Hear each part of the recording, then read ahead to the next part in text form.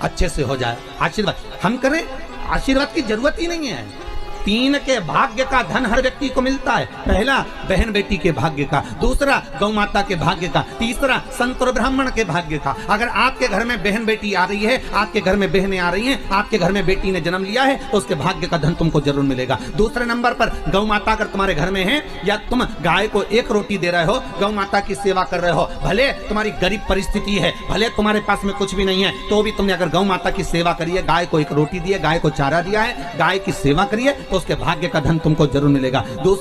तीसरे नंबर पर है संत ब्राह्मण के भाग्य का। अगर कोई ब्राह्मण, कोई संत, कोई साधु, कोई सन्यासी, कोई तपस्वी, कोई साधक, कोई उपासक, कोई ब्राह्मण तुम्हारे घर में आया है, तुम उसकी सेवा कर रहे हो, तुम उसको 1 गिलास पानी भरकर पिला रहे हो, तुम उसको भोजन बनाकर खिला रहे हो, उसके भाग्य का धन घटेगा नहीं, उसके भाग्य का धन तुमको प्राप्त होगा। ये 3 के भाग्य का धन कभी नहीं कटता। पहला बहन बेटी के भाग्य का, दूसरा गौ माता के भाग्य का, तीसरा संत ब्राह्मण के भाग्य का। ये कभी नहीं घटता, ये बढ़ता है, ये घटने वालों में से नहीं है। अगर तुम्हारे घर में बहन बेटी आई है और तुमने उसको 1 साड़ी भी दी है, तो तुम्हारे घटने वाला नहीं है, वो बढ़कर ही तुम्हें मिलेगा। तुमने गाय को अगर 1 रोटी दी है, उसका भाग्य तुमको प्रबलता में ही प्रदान करेगा। किसी संत ब्राह्मण को अगर आपने 1 गिलास पानी पिलाया, 1 अन्न का दाना खिलाया, 1 भोजन कराया, तो उसका पुण्य आपको प्रबलता में प्राप्त होगा, वो घटेगा नहीं। ये घटने वालों में से नहीं है कि घट जाएगा, ये प्रबलता में प्राप्त हो जाएगा।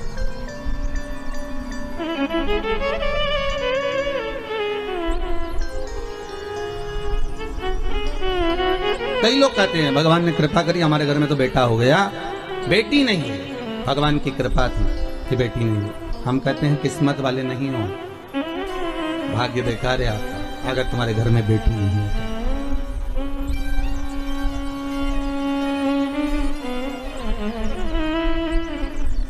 पूछा गया, किसी ने पूछा कि गुरुदेव, जिसके यहाँ पर बेटी नहीं होती, आप कहते हो उसका भाग्य अच्छा नहीं होता, ये बताओ भगवान फिर बेटी क्यों नहीं देता? फिर तो उसको बेटी देना चाहिए। हर एक व्यक्ति के घर में 1 बेटी तो देना ही चाहिए। अगर 2 लड़के दिए हैं, 3 लड़के दिए हैं, तो 1 कन्या तो देना चाहिए। हमने कहा गरुड़ पुराण में लिखा है कि बेटी भगवान जान करके नहीं देता, क्योंकि 94 तरह के नरक में से एक नरक ऐसा है जो कन्यादान करने वाले ही छूट पाते हैं। जिसने कन्यादान नहीं करा होता, उस व्यक्ति को उस नरक में पटका जाता है, और सबसे लंबा समय उसी नरक में पटका जाता है जो कन्यादान का होता है। तो भगवान भी सोच कर देता है कि इसको अगर नरक भेजना है थोड़ा बहुत, तो मतलब भले इसने पुण्य करा, भले सारे सत्कर्म करे, पर कन्यादान नहीं करा, तो भगवान कहता है इसके एक रास्ता नरक का खुला हुआ है, इसको नरक थोड़ा सा तो भोगना ही पड़ेगा, क्योंकि कन्यादान नहीं करा। इसमें आपने एक प्रश्न लिखा है, बड़ा सुंदर है महाराज, सबके जगत कल्याण के लिए। महाराज जी, शिवलिंग पर धतूरा रोज क्यों नहीं चढ़ाना चाहिए? अच्छा प्रश्न है। शंकर भगवान को धतूरा कब चढ़ाना चाहिए, उसका विशेष ध्यान रखें। जैसे शिवरात्रि है, प्रदोष है, या सोमवार है, या कोई विशेष आपका उत्सव है, तो आप शिव जी को धतूरा चढ़ा सकते हैं। या विशेष कोई बीमारी ऐसी लग गई है, या विशेष कोई तकलीफ ऐसी हो गई है जिसका निवारण नहीं हो रहा, तो आप धतूरा चढ़ा सकते। धतूरा चढ़ाने का भी एक क्रम है। हल्दी में भिगोकर धतूरा चढ़ाया जाता है लक्ष्मी के लिए। चंदन में भिगोकर धतूरा चढ़ाया जाता है आयु की वृद्धि के लिए। अबीर, अबीर एक सफेद कलर का बॉर्डर होता है, अबीर गुलाल जो होती है, गुलाल में अबीर डलता है, चमकदार, आपने देखा होगा अबीर। तो अबीर में धतूरा जो डुबो कर चढ़ाया जाता है, अबीर को लगाकर चढ़ाया जाता है, वो रोग मुक्ति का होता है। काय के लिए होता है? वो रोग मुक्ति, रोग की मुक्ति। धतूरे का भी एक स्मरण होता है महाराज। बहुत भारी रोग है, बीमारी लग गई है, डॉक्टर अपना काम कर रहे हैं, घर का व्यक्ति बहुत बीमार हालत में पड़ा हुआ है, तो बेलपत्री के वृक्ष के नीचे भी शिवलिंग का निर्माण कर कर एक धतूरा समर्पित करा जाता है, जिससे रोग से मुक्ति होती है।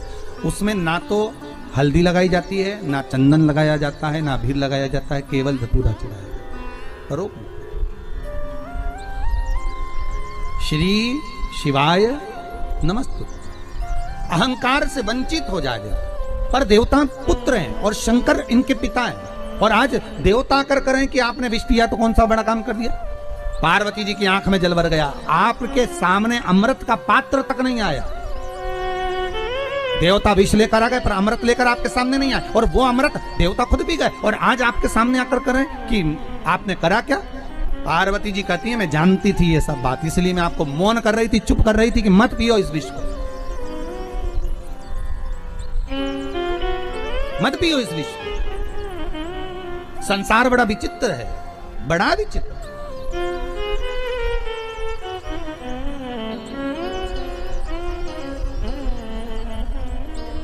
पार्वती जी शिव जी से कहीं तो शंकर भगवान पार्वती को बिठाए नंदी पर। काय पर बिठाए? नंदी पर। और नंदी पर बिठाकर उन्होंने कहा आज संसार के लोगों के बीच में चलते हैं, चल मैं बताता हूं दुनिया कैसी है। शंकर भगवान ने नंदी पर बिठाया और नंदी पर बैठकर शंकर और पार्वती दोनों जाने लगे। गांव के लोगों की आवाज निकली, पीछे से लोग कहने लगे देखो बेचारा बरसब नंदी, अरे बेचारे नंदी पर दो दो व्यक्ति बताओ बेट पर चढ़कर जा रहे हैं, इनमें इतनी अकल नहीं है। कम से कम एक पैदल चल लेता, एक का वजन तो बेचारा वृषभ झेल लेता, वो नंदी झेल लेता। शंकर जी बोले पार्वती नीचे उतर जाओ।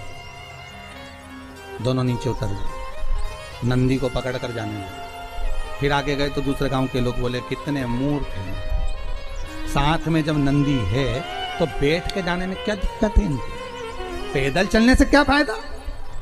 नहीं होता तो बात दूसरा था, साधन नहीं है, पर साधन है तो बैठ कर जाओ, बैठ के चलिए।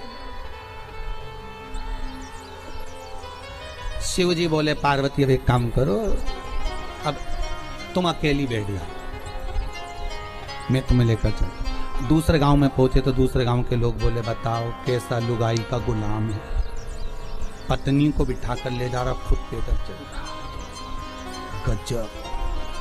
शंकर जी बोले पार्वती तुम नीचे उतर, अब हम बैठेंगे, तुम पैदल चलो। फिर आगे के गांव में गए तो लोग कहने लगे बताओ कैसा पति है, बेचारी दया तक नहीं आ रही, बेचारी स्त्री इतनी सुंदर, उसको बेल खिंचवा रहा, खुद बैठ कर जा रहा, ऐसा हो रहा पर देखो वो बेचारी ऐसी हो रही, पैदल चले जा। शंकर जी वापस नीचे उतर गए। पार्वती से कहा कैलाश चलें कि और सुनना बाकी रह गया, कैलाश चलें कि और सुनना बाकी रह गया। पार्वती जी बोली कैलाश चलिए। शंकर भगवान पार्वती को कैलाश ले गए। शिव जी बोले ये संसार सागर है पार्वती, अच्छा करोगे तो लोग टांग खींचेंगे, बुरा करोगे तो लोग टांग खींचेंगे, भजन करोगे तो लोग कह देंगे ये तो पागल हो गई, और नहीं करोगे तो लोग कह देंगे बताओ कहीं छाती पे बांध के ले जाएगी, जोड़ कर जाएगी। ये दुनिया के लोग हैं पार्वती, कहे बिना नहीं रह सकते, इसलिए क्या किसको रोइए, चादर तान के सोइए। आग लगे बस्ती में अपन रहो मस्ती में, क्यों किसके लिए रोना, किसके लिए रोना। हे पार्वती संसार मैंने बनाया, शंकर कहते हैं बनाने वाला मैं हूं। डमरू बजता है बंद हो जाता है, ये संसार भी उसी तरह है। जब व्यक्ति मरता है 10 दिन तक रोते हैं, 12वें दिन आंसू पुछ जाते हैं, 1 महीना 2 महीना तक याद करते हैं व्यक्ति को नहीं, उस व्यक्ति ने जो काम किया था उसको। वो होते तो केले ले आते, वो होते तो सेवफल ले आते, वो होते तो तुरंत सारा काम कर देते, बच्चों का मुंह देखना पड़ता है। पार्वती संसार सागर में केवल काम का ठोका है, काम के लिए दुनिया याद करती है, धन के लिए दुनिया याद करती है, बाकी का दुनिया का संबंध जैसे ही कोई मरता है मैं हृदय से उसको विच्छेद कर देता हूं। शिव कहते हैं मैं 12 दिन नहीं लगने देता, 10 दिन में भुलवा देता हूं। बस आंख के आंसू पुछ जाते हैं, फिर याद आते हैं कब, जब बेटे को काम बोला वो नहीं कर आया, तब याद आएगा कि